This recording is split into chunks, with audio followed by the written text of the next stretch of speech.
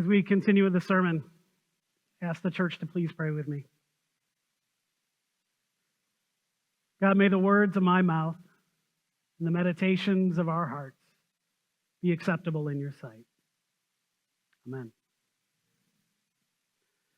There's a book that's called My Body Is Not a Prayer Request: Disability Justice in the Church by Amy Kenny.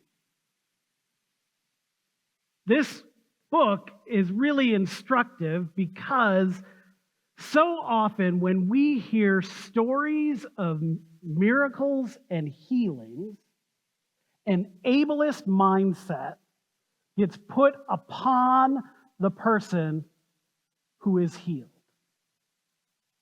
That there is something deficient in somebody who is blind or mute or deaf or lame or hemorrhaging. And that until the miraculous healing comes, there is something wrong with that person. And whether it's said or not said, those assumptions and tropes get played out in the life of the church. And so, if we're going to look at a text with a healing, I think it's important that we pay attention to the voices of disabled folks in helping us to interpret the text. And so in this book, My Body Is Not a Prayer Request, this particular healing is actually lifted up as an antidote to ableism. In fact,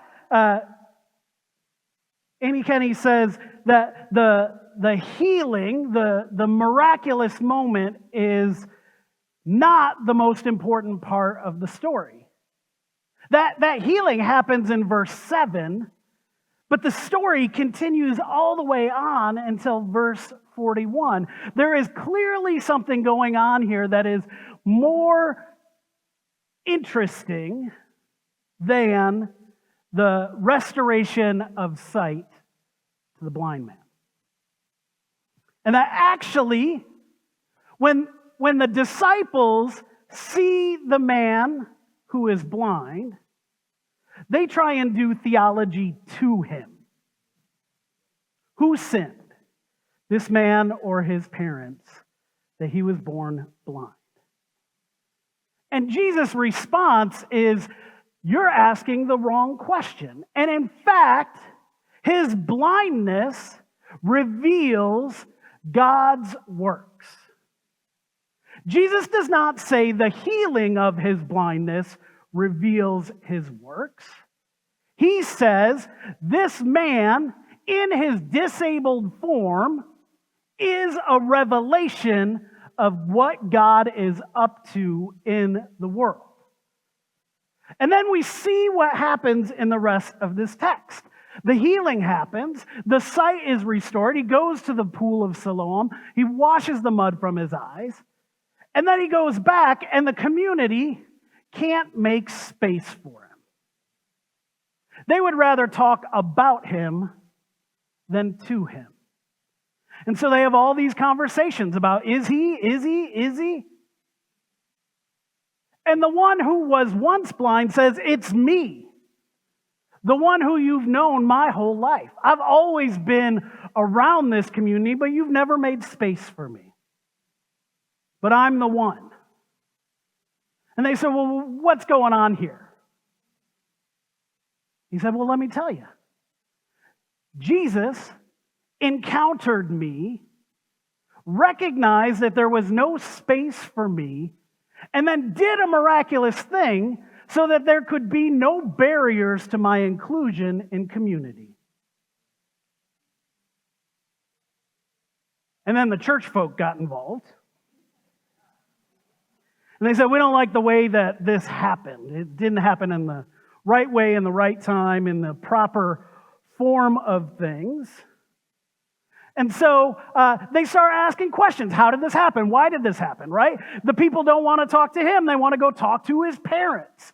All of these conversations are going on all around. And every time he tells his testimony of how God is being revealed in his self, not just because of the healing, but in the entirety of who he is, the community cannot understand it. Does not make sense. And you can tell that this is a fired up individual. Because when they start pushing him, he says, I already told you and you didn't listen. What? You want to go and be a follower of Jesus? No. We're disciples of Moses. And they drive him out of the community. And Jesus goes and finds him. Pastor Andy, they missed it. They missed it. Let me make it plain for you. I've been saying this in quiet spaces for a while, but it's my last Sunday, so I'm going to say it to everybody. My least favorite Sunday of the church year is Youth Sunday. Not because I don't love when young folks come up front and lead. I think we could actually learn a lot more if we pay attention to the voices of young folks and lay folks, right? One of the best things I ever learned was that I need to have a mentor who is guiding me who is under the age of 30. Imagine what would happen if our church council had mentors that were under 30 guiding the direction of our community. The reason I don't like Youth Sunday is not because of the leadership that youth bring. It is because what it also says about the congregation. There is one Sunday where young people lead. What does that say about the other 51 Sundays? And you can notice this, not just in the leadership, but in the life of our worshiping community. There are some youth that are here today. I honor and bless them for being here. But it is far rarer for young folks to worship among us. And the question is, well, who sinned, the young people or their parents who don't make them go to church? Or maybe what we need to do is we need to go and talk to the young people about, well, why aren't you going to worship? But even that question assumes something about what should be happening. Instead, if we're going to learn anything from this gospel reading, we need to recognize that Jesus has already honored the blessedness of young folks, whether they show up on a Sunday morning or not, and that Jesus is always going out to find them, and it is our calling to go to where they are. Jesus finds the folks who have no place in community. Jesus honors their blessedness, does miraculous things to make space for others, and if the community still cannot embrace those who were once outcast, Jesus goes and finds them. Time and time again, we have a God who shows up. We have a God who, when Hagar and Ishmael are cast out into the wilderness, what does God do? God shows up. That when Pharaoh puts out a decree to kill all the babies, God shows up through the ministry of Shiphrah and Puah. That when Joseph gets sold into slavery, God shows up to say, what others intended for harm, I will turn into a blessing. And Joseph gets elevated and saves a people from a famine. Ours is a God who continues to show up. God who shows up in the subversive works of Rahab. God who shows up in the tears of Jeremiah. God who shows up in the visions of Ezekiel. That when Mary gets the news that she is going to bear the child, God shows up with an angel and with Elizabeth. And Joseph gets visions in a dream. I'm saying we got a God who shows up. That when Peter, who would deny, Jesus still says, on this rock I shall build my church. That Thomas, who says, until I see, I will not believe. And so Jesus shows up. Look, believe. The Ethiopian eunuch, what is to prevent me from being baptized? Lydia and her household being baptized. That Paul, who would once persecute the followers of Jesus, would have the scales fall from his eyes and become a witness to others. That Timothy would be lifted up and be told, do not let others despise you because of your age, but instead set yourself as an example of truth and righteousness to the community. Ours is a God who will always show up. So if you ever felt like you didn't fit in, or you didn't belong, or that the community couldn't make space for you, or that you couldn't bring your whole self into the space, we are reminded in this text that the blessedness is there inherently. That when we were knit together in our mother's wombs, we were already fearfully and wonderfully made. That God looks down upon all of humanity and says, you are good and very good. And in the waters of our baptism, we are told that you are beloved. See, I am convinced that there is nothing, not things present nor things to come, not height nor depth, not powers or principalities, angels or rulers, not even death itself that can separate us from the love of God which reaches us through Jesus Christ, because ours is a God who shows up. Beloved, there is theology being done to folks all around us. The immigrant who comes here and brings a child who is undocumented. Who sinned? This undocumented immigrant or her parents? The non-binary individual who is claiming their gender identity. Who sinned?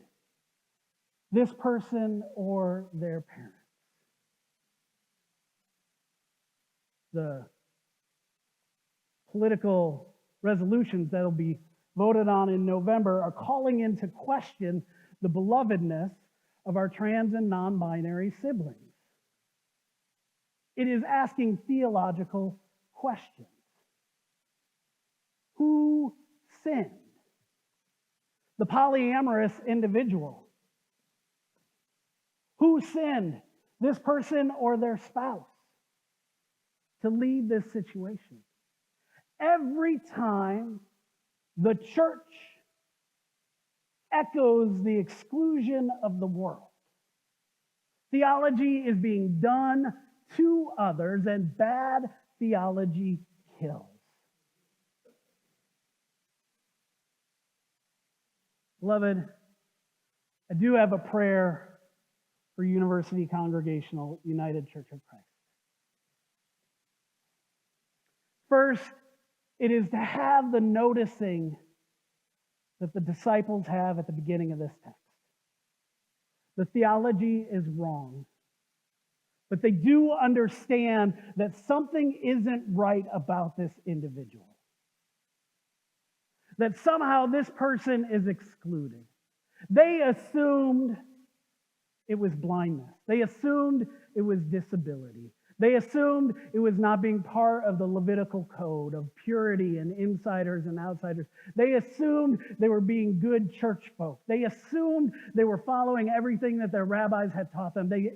But they noticed that something wasn't right, and they asked the question, beloved, may we be awakened to all of the places where harmful theology is being done to others, where exclusion is happening, where litmus tests of what is approved and respectable, where those get cast away. But instead, we can go into the world and recognize that the belovedness exists there, that God's works are revealed in the immigrant community, in our trans and non-binary community, in our disabled community. God's power is revealed in fat people and skinny people and old people and young people, that every time there are lines of division, the wealthy and the lonely, that God sees the belovedness not in the terms of the world, but instead in the righteousness that God has imbued in all of God's people. May we awaken to that reality and see what God is already doing, and not make the circle wider so that folks can come into our community and assimilate into what is happening. But instead, let us see what happens in this gospel reading, where the one who was once blind is driven out. And if we want to find Jesus, we got to go to those driven out places.